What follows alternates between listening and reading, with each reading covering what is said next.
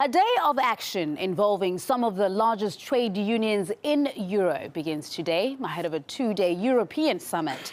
The protests are aimed at the massive and growing joblessness across the bloc, as well as the austerity cuts. Let's now talk to international consultant and former Deputy Speaker of the European Parliament, Loda Vanoosta. Mr. Vanoosta, it's good to have you with us.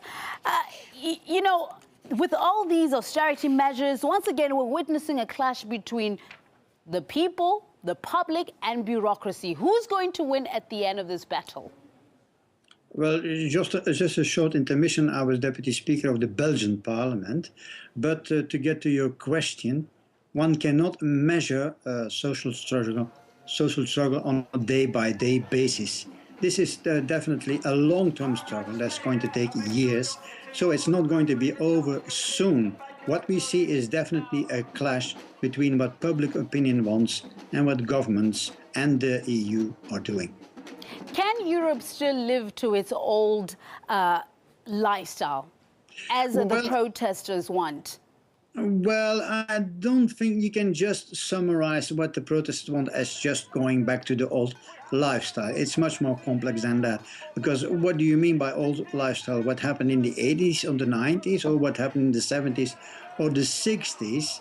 But definitely what they are asking for is getting back to a state, a public authority who is much more active in the economy. Whether you like that or not from an ideological point of view is another debate.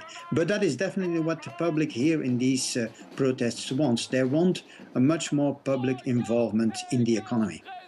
How will they get public involvement between government and the public? Because it's kind of difficult to sort of sit down with them. On one hand, the public are saying, we are going through the austerity cuts are hitting us more than they're hitting you, and yet we are asking for these changes, but these changes aren't being made. So how do they come together and work together if that's what needs to be done to make sure that all these austerity measures and all this hardship is over? Well, actually, if you see the social protest, what that means is that for the moment there is no such dialogue between the public authorities and the public, so to speak. That is exactly what the problem is, that for the moment there is no real, how would I say, willingness to listen to what these people have to say. I mean, it's always about austerity, it's also about privatization, it's always about cutting down public services, but the voices that say you have to do exactly the opposite to revive the economy are not being heard, and that's why you get these protests. Let's talk about unemployment. Youth unemployment is also a major concern for the protesters. Once that solution has been offered for, what dangers could that pose for the future if there's no solution to cater to what's going on in terms of the high unemployment in the EU?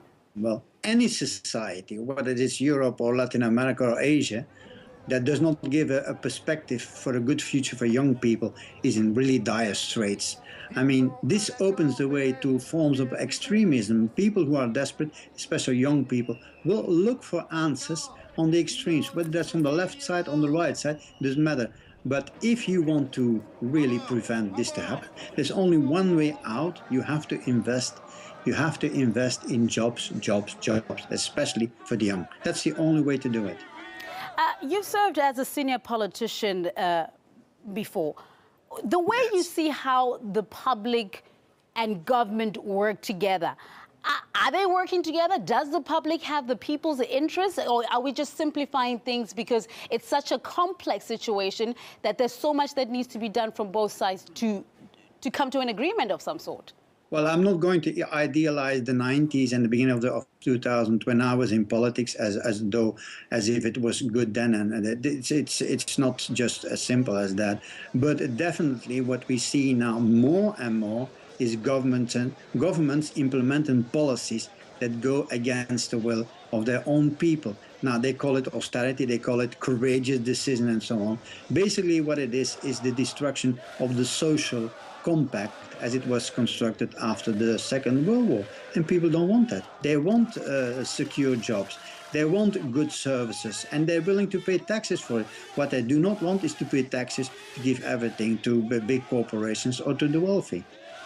Loda Vanoosta, international consultant and former Deputy Speaker of the Belgian Parliament. I thank you for your time.